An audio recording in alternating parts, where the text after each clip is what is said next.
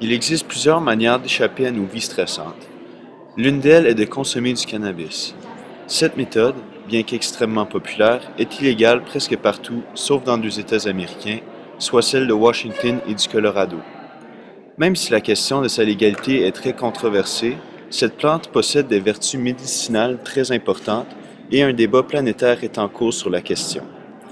Cette plante a été découverte en Asie centrale dans la période du Néolithique. Dans ce temps, cette plante était utilisée pour des fins médicinales. Mais c'est dans les années 1970 qu'elle devient populaire, suivant au mouvement hippie, pour relaxer.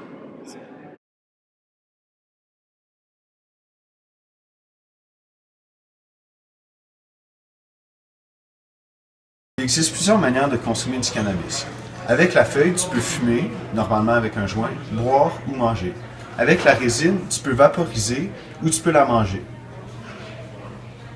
Cette drogue fait partie de la grande famille des perturbateurs. Maintenant, on va vous parler de la synapse.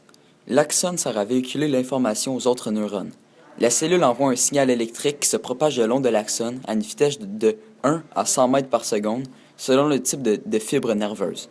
Au bout, le signal doit franchir une synapse, la zone de contact entre deux neurones. Et là, il y a rupture du potentiel électrique. C'est donc un mécanisme chimique qui prend le relais. Libéré dans l'espace synaptique, la substance chimique, appelée neurotransmetteur, agit sur les récepteurs de la membrane du neurocible. Si le neuromédiateur est le bon, il en existe une centaine. Le récepteur s'ouvre, un peu comme une clé ouvrant une serrure. Et avec le cannabis, l'anandamide étant en concentration supérieure à la normale dans la fente synaptique entraîne des effets comme l'euphorie ou la détente, la sensation de faim, mais aussi la difficulté à penser ou à mémoriser. Elle peut également entraîner une somnolence et une baisse de température corporelle. La communication entre deux neurones commence lorsqu'une impulsion électrique voyage dans le neurone présynaptique. L'impulsion électrique peut traverser la fente synaptique grâce à des neurotransmetteurs. Voilà comment ça fonctionne.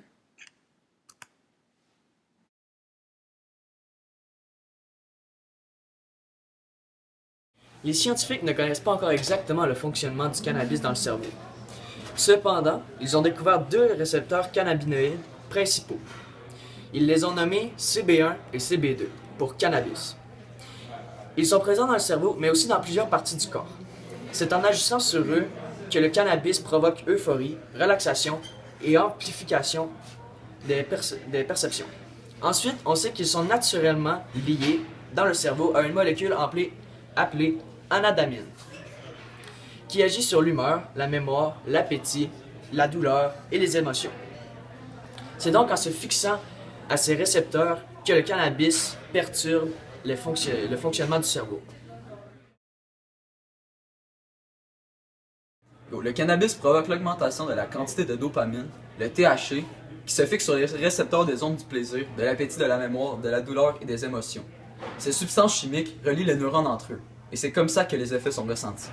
Les effets ressentis lors de la consommation sont la maladresse, un effet euphorisant, relaxant, des pertes cognitives, de légères pertes de mémoire et un surplus de plaisir. Comme toute drogue, le cannabis a ses effets à long terme et à court terme. Après avoir consommé, il est possible d'avoir les sensations altérées, la panique, l'anxiété, la coordination insuffisante des mouvements et les réflexes amoindris. Aussi, après s'être senti mieux, le consommateur se sent endormi ou déprimé. Finalement, pour les effets à court terme, il est possible d'avoir l'accélération du rythme cardiaque. Les effets à long terme du cannabis, même si ceux-ci sont plus rares, sont beaucoup plus dangereux que ceux à court terme. Pour de jeunes consommateurs réguliers, il est possible d'avoir des troubles de croissance ainsi qu'un affaiblissement du système immunitaire. Comme en fumant n'importe quelle autre substance, il est possible d'apercevoir la destruction rapide des fibres pulmonaires et ceci est malheureusement irréversible. Pour finir, l'aptitude à apprendre et à retenir l'information est parfois réduite grâce aux effets du cannabis. Également, la consommation de cannabis augmente les risques de devenir schizophrène. Même si sa légalité est toujours en cause, le cannabis a des effets néfastes sur votre santé, que ce soit physique ou mental. Si vous en consommez, attendez-vous à des changements physiques et mentaux de votre personnalité.